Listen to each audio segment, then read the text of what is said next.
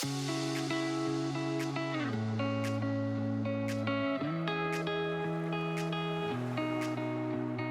everyone. Welcome to The Truth About Success. And I'm really glad you've had time to tune in today because we've got some fantastic guests that we're going to be talking about. So let's go straight in. We're going to get Mr. Nick Nanton to come in. And I'm going to just read out a little bit about Nick here. So welcome, Nick. Good to see you. Good to have you on the show. And let me tell you a little bit about this gentleman. He's not only just a producer and a director. Nick is a 22 times Emmy award winning director and producer. I mean, wow, that is fantastic. He produces media and his branded content for top thought leaders and media personalities around the world. He's recognized as a leading expert on branding and storytelling. Nick has authored more than 24 best-selling books, including the Wall Street Journal bestseller Storytelling, and produced and directed more than 60 documentaries, earning him 43 Emmy nominations and 22 wins. Wow. So let's get straight in. Let's invite our first guest, the one and only, Mr. Nick Nanton. Nick, how are you? I'm great. Thank you so much for having me on. Hopefully, well, the good news about having me first is it can only go up from here. So I'm excited to be here with you. Yeah. Well, first and foremost, I want to take this opportunity to thank you for all the help you have given me. You and your team and your fantastic team have given me. It's been great learning process for me and growing. And that's, I suppose, what success is about, is to continue to learn and grow as you go along the way, isn't it? Would you agree with that? I absolutely agree with that. We human beings, I was interviewing Tony Robbins, and I said, Tony, if you could pass along one piece of advice to the whole world, because not everyone has the opportunity to come to your seminars or events. This was, of course, before the COVID lockdown and Zoom, but some people still can't afford them. And he gave me a great answer, but he really, one of the things we talked about is that all human beings desire progress. And that's really what we want. And if you aren't growing and learning, you're not progressing. Time is agnostic. Time is going to move and do what it does. And you're either progressing or regressing at every day. For instance, a silly example would be, if you're not brushing your teeth every day, it's regressing. If you are brushing your teeth and going to the dentist and the orthodontist, whatever, it's progressing, right? So time will do what it's going to do, and it's up to us to make sure we're on the progress line instead of the regression line. Yeah, I agree with that. That's fantastic. Well, look, let's just dive straight in. My first question I've got for you, which is one where a lot of people think that when they see successful people, they think they were born successful. So what are your thoughts about that? Tell us a little bit about your childhood and your upbringing. Were you born successful? No, I was not. I was born in the island of Barbados. My family has been there for about 300 years. We moved to the United States right when I was just before I turned 1. And I tell everyone I grew up with more love than I could spend. But my family definitely struggled with, acclimating to the U.S. and my parents, starting new businesses and jobs. And, we had quite a bit of financial struggle that I recall from my formative years. But I learned a ton from that. I learned resiliency. I learned all the things that I wish my kids could learn without those types of experiences, right? And so I learned how to be an entrepreneur young, because I don't think the conversation exactly went this way, but at some point I got the idea from my parents that, Nick, you can have anything you want in your life. We just can't give it to you. We'll support you, but we can't give it to you. So I started, teaching tennis lessons when I was 12 years old. And I figured out if I could get 10 kids on the court at the same time for $5 each for a half an hour group lesson, I could make $50. And I progressed from there, did a bunch of other things. But I think I learned quickly that I was responsible for my own success. I would have support, which I don't know how you make it without that, by the way. I mean, there's a lot of talk in the world about privilege right now, and there's talk about, racial privilege and socioeconomic privilege and all these things. And I had the privilege of support. I don't know what it's like to not be a white man living in America, because that's really all I've done my whole life. I've visited many more countries than I wanted to. Been to Iraq and Haiti, and of course met amazing, beautiful people everywhere I've been. But I believe that we're responsible for our own success. But I don't know what I would do if I didn't have the advantage of support and loving parents. So, Nick, that is such a key thing. That word you just said, you're responsible for your life, for your own success. And I think one of the things I've seen is the difference between successful people and unsuccessful people is successful people accept that responsibility that, hey, if it's to be, it's up to me. Whereas I see a lot of us unsuccessful, they blame everything, they blame the government, they blame the family, they blame this, they blame everything, and they never accept responsibility. How important is that, would you say? It's everything. I mean, it's chapter 1 of Jack Canfield's Success Principles for a reason. And I think the thing that's I love his perspective on is act as if you're responsible, because in some ways you couldn't be held responsible. I mean, if I'm driving my car safely on my side of the road and a drunk driver swerves over and hits me, it's really not my fault. But if you act as if you're responsible, then you say, okay, my responsibility now is how I respond. My responsibility is, what do I do? How do I fight for healing? How do I fight for whatever it is? And so I think the mindset of acting as if you're responsible, even when you are not, is amazing. I so rarely feel like I find people in the world who really take full responsibility. I had a guy helping do some work at my house the other day. He was doing some remodeling for me, and something didn't go as planned. And I said, man, this is taking you a lot longer than you thought, isn't it? He goes, yes, it is. He goes, but that's on me. I should have, he said something, but I was like, whoa, someone took responsibility. It's like such an unusual thing. Most people are like, yeah, it wasn't the way you told me. It was whatever. But he's like, yeah, that's on me. I should have spent more time. Yeah, exactly. Excuses. So look, how do you find time as a director and a producer? I mean, I've got admiration how you pull a story together, and I'm sure there must be a formula, but I know you're directing, you're producing, you're a DNA celebrity agencies, you've got several businesses, you're co-authoring best-selling books, becoming the best at the bar. How do you find time to manage all these different facets of your business? I mean, time is our only finite resource, right? Time is the only thing you should not trade for money.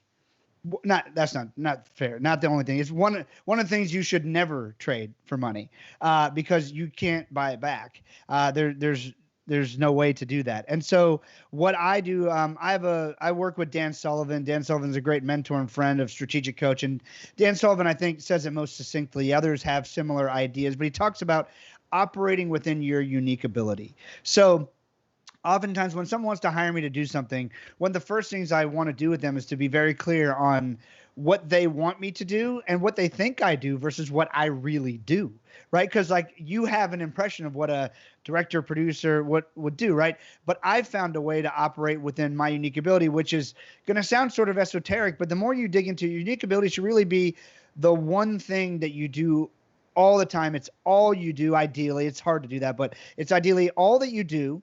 And the more you do it, the more you love it. You never get burned out, never want to retire, and you can constantly provide more value to the world and your client base. So you can make money if that's your desire, and you certainly make impact. And my unique ability is having impactful conversations that lead to produced outcomes. And so hopefully every conversation I have is impactful. That's the best I can do is have intentional conversations, really, but hopefully it's impactful and it leads to produced outcomes. So that's what we're doing right here. If you had asked me to write a special report for you, I wouldn't do that. I might talk to a ghostwriter and have a impactful conversation that leads to a produced outcome. But I'm really, whether I'm hosting a show in front of the camera, I'm directing from behind the camera, or doing interviews, or I just had a team meeting earlier.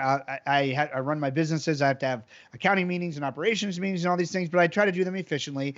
But all I am going to do is going to be to have, an impactful conversation, and then I let everyone else produce the outcome. That is what I desire. Teamwork is the short answer to that, but I wanted to give you some insight. But just on that there, Nick, just listening to you. So you've got to find your unique ability. I mean, people watching now and be saying, well, how do I find my unique ability? Because they say 72%, I think it's 72% of people who work today hate their job. They just do it because it pays the bills. I mean, once you love what you do, I mean, I say the day you find to love what you do, that's the day you stop working and you really start enjoying life. But how do you find that unique ability? What's your unique ability? What do you look for? Yeah, the best way I know to explain is, again, Dan Sullivan, I give credit where it's due, said, hey, he operates in 25-year increments. He said, if you aren't willing to commit to something for 25 years, Nick, let's not talk about it, because so much happens in the micro that, I mean, we all had to deal with, the COVID lockdowns. Like, there's hills and valleys, peaks and valleys for every life, every business. There can't be any hills or mountaintops without valleys. It just can't happen. So we're going to go through harder things. But if your why is a 25-year why, if someone builds a wall, you knock it down and you go until someone builds another wall in front of you. So it's the commitment. But what he said is, Nick, I want you to focus on every quarter, every 90 days. That's like a foreseeable future that has some immediacy, but there's some time to it. And just write down the list of things that you don't like doing. And then just try to remove 2 or 3 every 90 days. And he said, what'll happen is eventually you'll get rid of all the things that cause you friction, and you'll only work.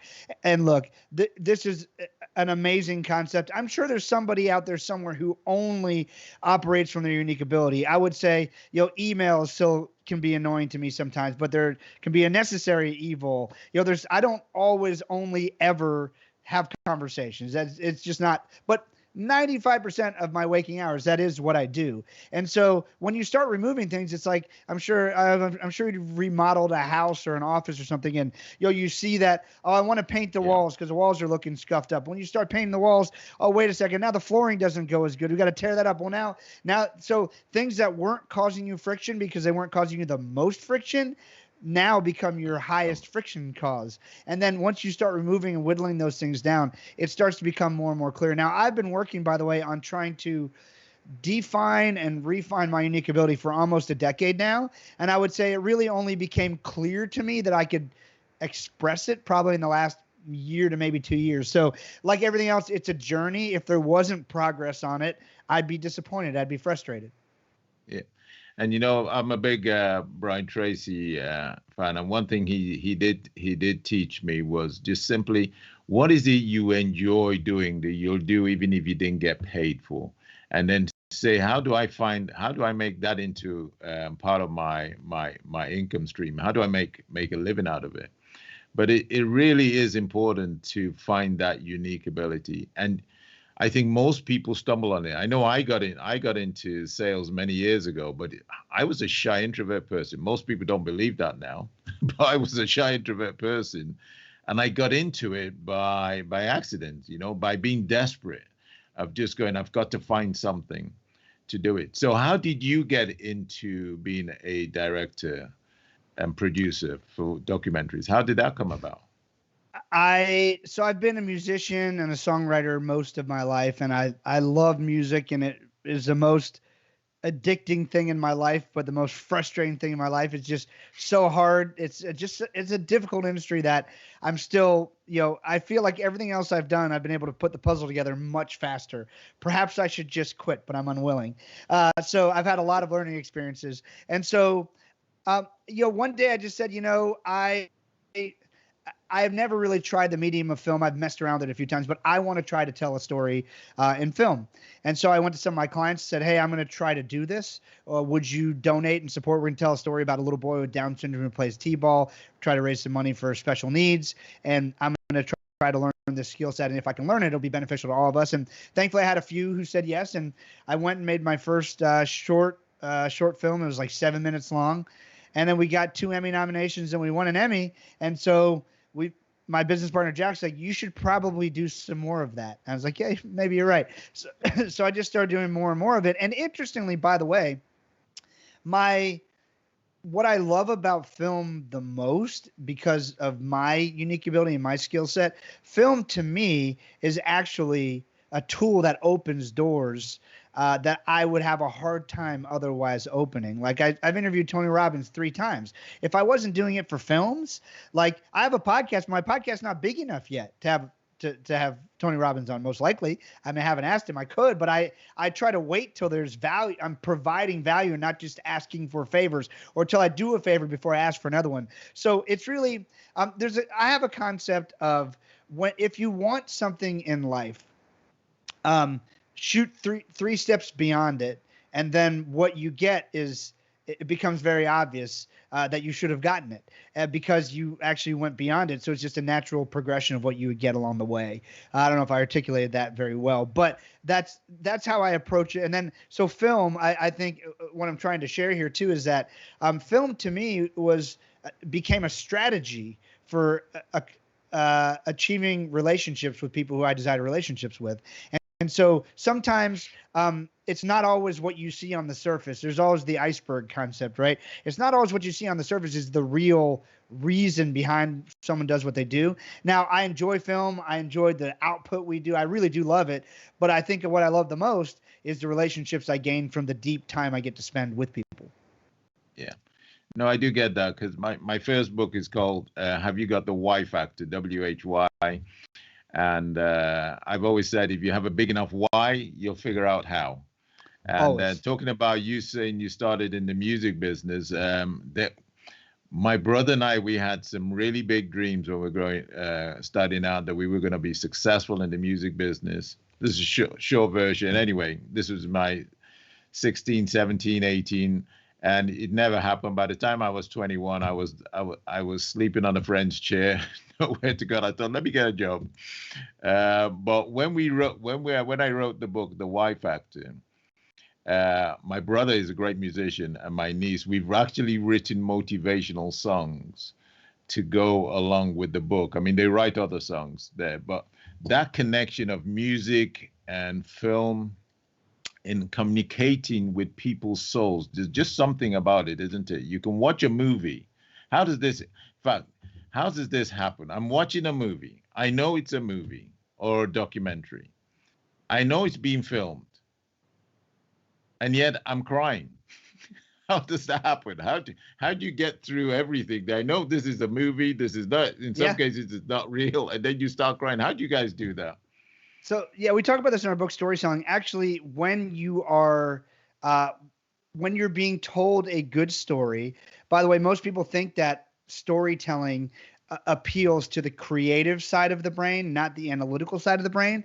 Well, it actually appeals to the analytical side of the brain when you're hearing a story. Coming up with a story, it appeals to the creative side of the brain. So it helps your brain make sense of things, even though it feels creative. And it's been proven, science has proven that there's chemicals released in your body in many cases that put you in the position of, in a way, of the person that you are in a good film. You're the protagonist, or who you're on the journey with, or there's biochemical reasons for that, because I don't know the exact way you put it, but at some point you assume some of the characteristics of the person that you were following, and you have a shared experience with them. So it's like you have a relationship. In a book, they call it transportation. When and other things too, but his book's easiest to explain. When you're reading a book and the words go away, and you start having pictures in your head, you've been transported into a new world. And that's what happens when you watch a good film or read a good book. Your brain acts as if, to a degree, it's in the same situation. That's why people will shriek or yell or cry or grab someone next to them if they get scared, because your brain sort of turns off a bit of that sense of reality and just assumes what's going on the screen. So it's a transformation, and I'm sure there is a technique. There is a technique to it. There's many. In my business now, in Salamaster, the president, one of the things we do all the time on a presentation, you're telling a story. You're telling a story to your customers, and it's how good that story is in there. So what would you say are the ingredients of a good story? Well, there's a lot of devices that you can use, but I think a good story is a story that makes the viewer, the listener, open their mind and walk through possibilities they maybe hadn't thought all the way through, either walking a mile in someone else's shoes, or if in selling, sharing with them a story maybe from another client, or future pacing, they might call it, them into, hey, I want you to imagine 2 years from now, we'd been working together, and the next time Absolutely. you open your office, it's everything's running correctly. You're 10 times more profitable. You're getting them to step into someone's shoes, and it could be a real story. It could be a future version of themselves. It is. And I think you've got to put yourself into that person's shoes and try and connect and relate with them. And that's really important. So again, our topic here is the truth about success. So with that in question, what advice would you give to somebody starting out who's got big hopes, big ambitions, and they're just at the beginning of it, or they're just thinking about getting started? What advice would you give somebody starting out? I would say focus on the why. First, you said it really well. Focus on the why. And if you're starting out in a place, and it depends on where you're at in life, how possible this is. But I speak to young people all the time at, classrooms in colleges and universities. Excuse me, now mostly digital, but a lot in person in the past. And I tell people, especially college students, to say, look, most of the things that you might want to do. I mean, if you want to be a surgeon, you can't go out and just practice that right now. But you could start getting experience working with a surgeon.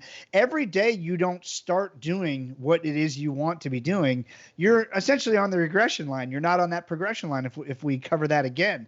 And so I would say start now. So figure out a why. And if you're in a position where you don't have high financial overhead, me today, I've got, 10 employees, a home, a ranch house, cars, a kid who just turned 16 driving, 3 kids. I got a lot of financial responsibility. When it's much harder for me to make, I try, but it's much harder for me to make decisions based on whys sometimes, because you have to just feed the financial beast, right? I mean, hopefully you want to never lose your compass and all those things. But when you're in a place where you don't have a lot of financial pressures, I would encourage you to, as little as possible, don't bend, stick with your why and the things you enjoy doing, and try to figure that out, because we've all seen people who have essentially built a financial prison for themselves, working a job they hate for years, owning a business that runs them and rules them. And you don't want that. So I would say try to be as strict with yourself as you can, especially when you have as few financial demands as possible. But even if not, there's ways to do it.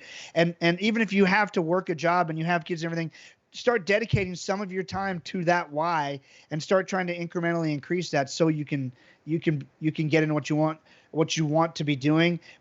And we all need to do, like, look, when we start a business, you're the janitor, the bookkeeper, the everything. I mean, that happens, but try to figure out as quickly as possible how to take those duties that you don't like the most off of your desk and off of your responsibilities, so you will continue to enjoy it. Because we've all heard people who got into, my wife was a nurse. She wanted to care for people. She ended up hating it because it was all paperwork and hardly ever got to care for people. And so, try not to create that for yourself.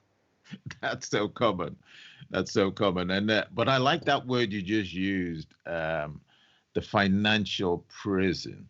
It's amazing how people get themselves into this financial prison. I mean, part of the reason of being successful is to release yourself, but in some cases, if you're not careful, you can get yourself into this financial prison, isn't it? I mean, how do you stay focused? In life, you have all these challenges. We talked about the financial prison. You've got debts, you've got family, you've got everything, and you've got your goals and aspiration. What advice would you give to someone on how to stay focused?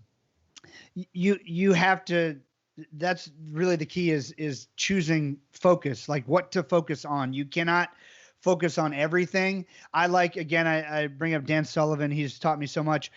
He has a strategy of choosing 3 things every day you want to get done. And if you get those 3 things done and you work 5 days a week, if you chose the right 3 things, you've accomplished 15 amazing things. And if you work, 50 weeks a year, whatever, you've got 15 times 50, you will be very, you'll be very productive. The key is choosing the 3 things that you want to get done intentionally. And of course, there's going to be times where you have to fight a small fire here or do something you didn't plan to do, but it's all about getting back on track. So it's staying focused, remembering your why, and committing to intentionally getting the things you want done. It could be 10 things a day, but 3 is pretty easy. And I think we could all agree if you got 15 impactful things done every week, you're doing way more than most other people. It's just making sure you choose impactful things to do every day. So just give me an idea of what sort of things, when you say pick 3 things, what would you suggest? Yeah. When you say pick 3. So, I mean, I just was in Nashville writing music yesterday. And so there are 3 things I needed to accomplish yesterday. And so I scheduled out the 3 things. I have a young act that's going to go on the road again because the world's opening back up. So we had a meeting with a tour manager yesterday morning for breakfast. I have another record label that we're looking at forming and some work I'm doing with another act. And so we actually did a 5-mile hike together and talked through that. I didn't have time to work out in the morning because I flew out at 6 a.m. So we did a workout while both of us like to be active. So we hiked while we had our meeting. And then I every time I'm in Nashville, I songwrite. So I scheduled a songwriting session for the afternoon, evening. And those were the 3 big chunks I scheduled into the day. I won't even cheat because that's yesterday. We'll look at today. I flew in this morning. I had this on my calendar as something that I ideally couldn't move. It was a commitment I made to you, and I want to deliver that. So that's a big thing I want to get done. And every time I do an interview like this, it's helping spread my message. So that's helpful to me. And of course, it's building relationships with people like you, and hopefully we do more together. I have a meeting this afternoon with 20 financial advisors we're doing a big project with. And then I have another call meeting with Giovanni Marsico, who did the Dreamer film with me recently. And I had a marketing meeting. I scheduled other things in, but I had 3 things that were very important to me to keep moving progress forward in different areas of my business and life. Yeah, so just make a list and make sure on that list there are 3 things every day that are in line and in harmony with your business and your goal, where you want to go. Basically, that's what you're saying, isn't it? Yep. That's what you're saying. Talking about your business, I just wanted to move on now to the Peter Diamond story with Richard Branson and some other people about the X Prize. This is the $10 million prize that was put out there by Peter Diamond. So please tell us a little bit about it, and what was your takeaway from that documentary itself? Oh, there were a lot. I would say one of the best ones was Peter had offered a $10 million prize to any private citizen or team that could, and there was a specific criteria, and that they could, create a spacecraft that was reusable, could go into suborbital flight, and could do 2 flights in, I think it was within 10 days of each other. Because reusable is huge for the price of going to space, because he wanted to go to space. His why was, I want to go to space and I can't afford to build spaceships myself. The neat thing about prizes, if you offer a prize and you know your criteria well, it's been proven that through the X Prize data, 10 times the amount of the prize purse is spent to win the prize. So you actually get innovation that's hugely beyond what you would get if you just spent $10 million. The second thing is you only have to spend the prize money if you actually get the result. So it's an amazing way to create innovation. I've invested in a company called HeroX that was a spinoff of the X Prize that says, hey, we have money. We want your solution. Instead of like crowdfunding, we have a solution. We want your money. It's like idea sourcing. Hey, we have money. We need your answers. We got to figure this out. So that was a big one. And then also Peter didn't have the $10 million, and it's a long story, but the long and short of it is he ended up funding that prize purse with golf tournament hole-in-one insurance. And so there's always a way. I mean, who would have thought that he would buy an insurance policy that's the same as a golf tournament has, when someone hits a hole-in-one and they offer $1 million purse? That's actually what ended up, he had to pay the policy premium because the insurance company was betting that it couldn't be done in a certain amount of time with all these criteria met. So there's always a way. His why was so strong that he would not stop at anything and ended up buying golf tournament insurance to fund the prize. And so from that story, your takeaway then is what? What would you say your takeaway is from that?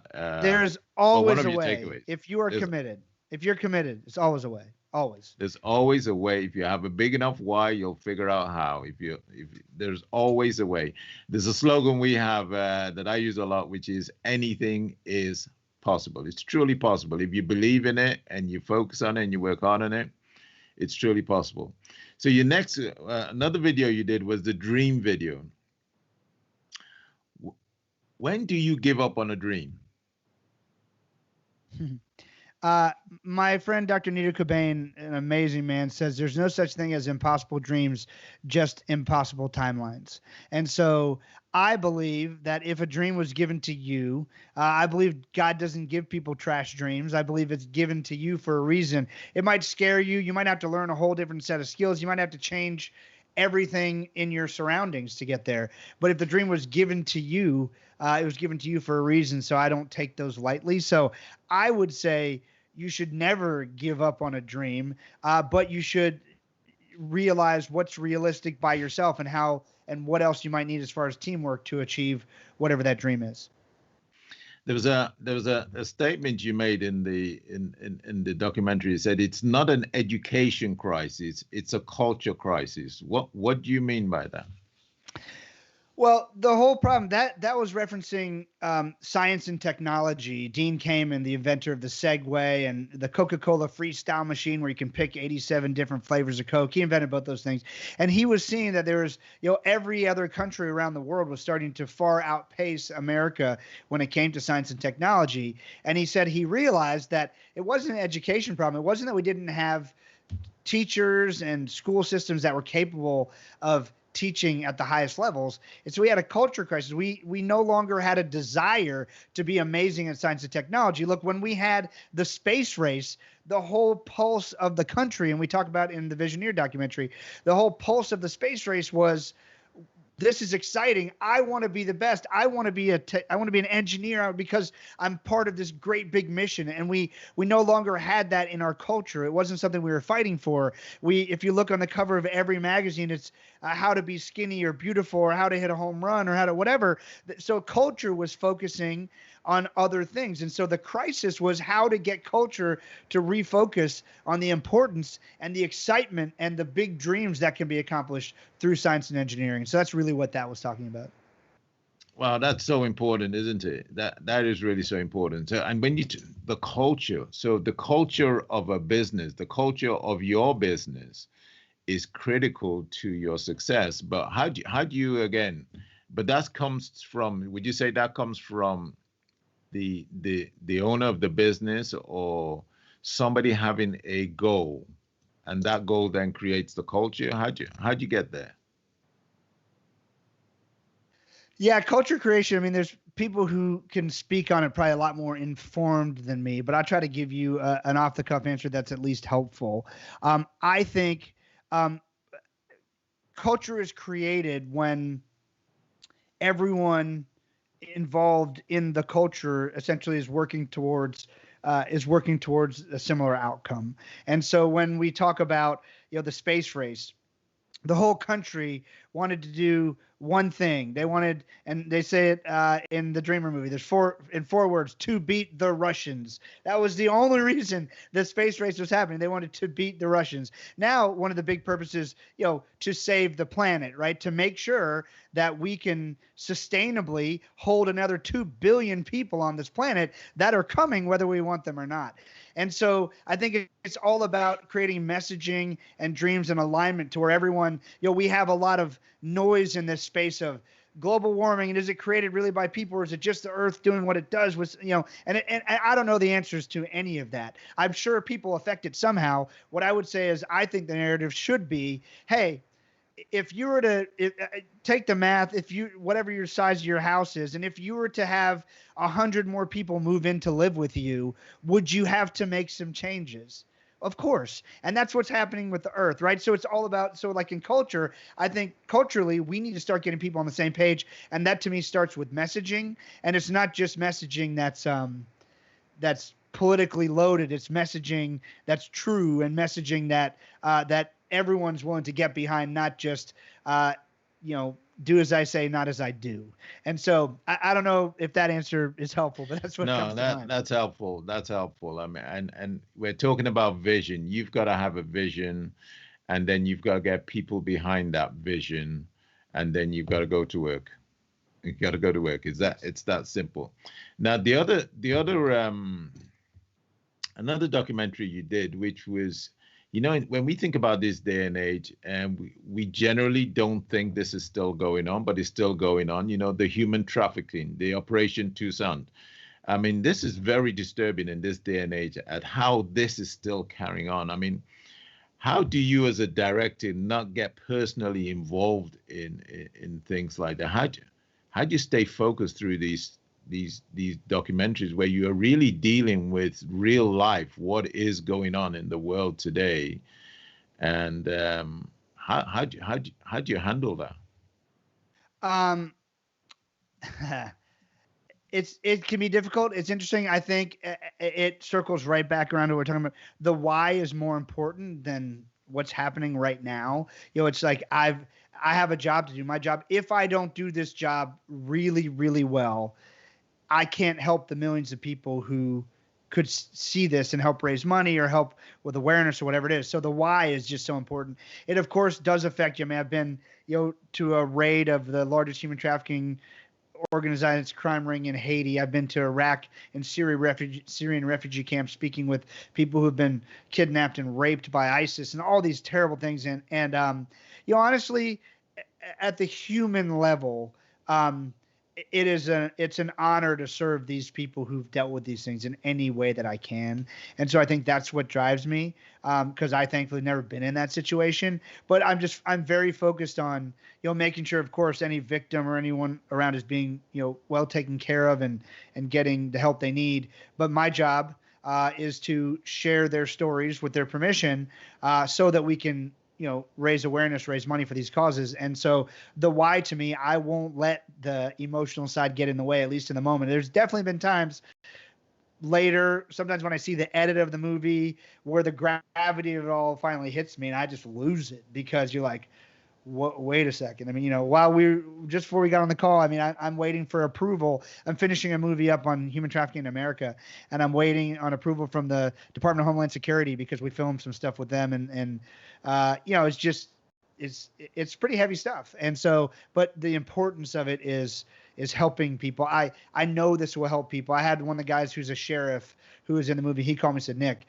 this is going to save millions of lives." And I said, "Oh man, I really hope it has great impact." He said, "Nick, I'm on the streets every day. This is going to save millions of children from being drug into a world they did not even know existed, and they didn't know how it would happen, and now they will. This will save millions of lives." And that, to me, if I save one life, it's worth it. But that why is way more important than I use that as my focus to be able to get through the hard stuff. Thank you. Thank you for sharing that. Thank you for sharing that. And Nick, you've worked with top leaders around the world. What would you say your top 3 takeaway traits and characteristics of these top leaders? What would you say they have? What's in common? They all have curiosity. Mark Cuban said it best when he said that when you stop being curious, you're dead. So they have curiosity. They want that progress. They want to progress in anything they're doing. So they have curiosity. They clearly have drive. They have drive to achieve the goals they've set out for themselves and others. And I would say the best leaders are willing to serve others. I think probably the best ones are willing to serve others over themselves, but at the very least, great leaders are willing to serve others. And serving others allows just so much richness and opportunity to come into your life from a business perspective, as well as just a spiritual perspective of being well-grounded. Thank you. Thank you. Thank you. And as we're bringing this to a close now, what motivates you to continue to build, to grow? Because just talking to you today, I can tell that although you've done so much and you got so much going on, it's like you're getting excited about some other new projects, and you've got some more things going for you. So what motivates you to continue to build and grow? it's in my DNA. I mean, to me, I feel like the more I operate within my unique ability, the more I'm serving others. And I feel like that's what God put me here to do. So it's just exciting. So what is the next opportunity to serve? And what does that look like? It could be, it could be serving at a homeless kitchen, or it could be, answering great questions that you ask. And, however many hundreds of thousands of people will hear this, this is part of my mission. So it excites me, and I do it best when I'm doing it inside my unique ability of having impactful conversations that lead to the produced outcome of this show going out into the world and hopefully serving them well. So to me, it's easy to get excited about serving others well. It's always fun, and those who serve the most get the most in return. And it's not a quid pro quo thing. It's just the richness of the life I've been able to have by serving others well. I found the better I serve others, the more I get in return, just in fulfillment. It is. We are that, and that is again another truth about success: is the more people you serve, the more successful you become. It has to be that way. And you just talked about the DNA there. I know one of your companies is the DNA agency. What is that? Why did you call it DNA? Is it how important is that? I mean, that's sort of the glue that holds it all together for me. I mean, so that's help. DNA was the agency we started to help others build their brands in the marketplace. And by serving those people, many of those clients have stepped up and helped me share the stories of human trafficking, or Rudy, the football player, or Down syndrome, or the dreamer. And so it's really been the engine of serving others and helping them get what they need. And then they've been very willing to come back and help me with the things I'm working on. And again, just before we finish, what advice would you give from your perspective, of someone who sort of had become successful and for whatever reason lost their way, and they've fallen, and they're beginning to question themselves now. They're beginning to say, maybe I'm not that good enough. Maybe I can't do this. What advice would you give to somebody like that, who's at that point where they're doubting themselves? I would say we all have those moments. I think it's very important that we are honest with ourselves. Like, I could say all day long that I want to be a center forward in the NBA, but I'm 5'8". It's just not going to happen. And I'm a terrible basketball player. I'm actually reasonably athletic in most other things. I'm terrible at basketball. So I have to be honest with myself. But so I would have to say, well, what did I really desire out of that? Did I desire the camaraderie of being on a team? Did I desire the riches I thought it would bring me, the fame of and I think you say, okay, maybe that's not my tool. So if you're doubting, you're in a place where you are feeling, down and out, I think you got to go back to the core of what is your why and what are you really trying to achieve, and say, okay, how else might I achieve that, and who could help me? Like, I think in a lot of cases we ask how too much. We don't ask who. And Dan Sullivan has a new book called Who Not How. It's amazing. And most of the answers to what you need, you might need a mentor. That's a who. You might need someone who, if I love the game of basketball and I just want to play recreationally, well, maybe I need a who to coach me so I can play at a better level. I don't know. But it's all about, I think sometimes we just get in, we have to walk through quicksand sometimes. It has nothing to do with our own scenario. It's external forces. And those times you just got to trudge on. But I think it's always important during those times and other times of hardship to just constantly be analyzing, is this self-inflicted? And if so, what might I need to adjust, or who might I need to partner with to help me get through this? Yeah, absolutely. And I tend to like to say to people, I ask this question of myself all the time: is what I'm doing working? It's just such a simple but powerful. It's what I'm doing working. If it's not, then why is it not working? Find out what it is and try and fix it. And keeping it simple. So just to wrap that up, Nick, the truth about success. That's what we're all about here. Is how would you define success? What's your definition of success? Man, there's different markers for success for me, I guess, but So I think about like what would be success in parenting my kids, what would be success in the way I lead my team. But I think to me, I don't want to be too cliche about it, but I think it's serving others well. Like success, if I left the planet tomorrow, if I asked myself today, did I serve others well? And the overarching answer is yes, then I think that's success. And I truly have seen the result of when you serve others well, there's opportunity abounds, and there's opportunity for money, there's opportunity for impact, there's opportunity for relationships, all these things. But it's when we get out of our own heads and our own ways and start focusing on others is when things get better. And so I'd say success to me is serving others well. Great answer, Nick. There, my mom brought me up. One of the things she told me was, "Be careful how you treat people on the way up, because you meet the same people on the way down." And, always. Always, and that was great. So, Nick, thank you so much for your time. I know you're very busy, and we truly appreciate you taking the time out to share your wisdom with us. And I know it's a lot of hard work, determination that got you to where you are. We're a big fan of yours. That's why we're working with you. And I hope you keep changing lives and making a difference in other people's lives. And you continue to do that because everybody needs a little bit of help along the way, don't they? And thank you for doing that. Thank you. It's my pleasure. Thank you for sharing your wisdom. Thanks for having me. So everyone, everyone, this is the truth about success. This is we're coming to the close here. Please, if you like what you've seen today and you've enjoyed it, please share this podcast with as many people as you can. Please subscribe to our channel. We're going to be doing one of these every month. There, we're going to be bringing speakers from all walks of life. And I like what Nick just said there. You know, one of the things about success, we're not just talking about success in business. We're just talking about success. Success could be just parenting. Hey, you've got to become a successful parent or whatever. There's so many avenues we want to look at. We're all human beings. We're all in this together. And there is a way. You just have to find the way that works for you. So thank you for being on the call. And I'll see you on our next podcast.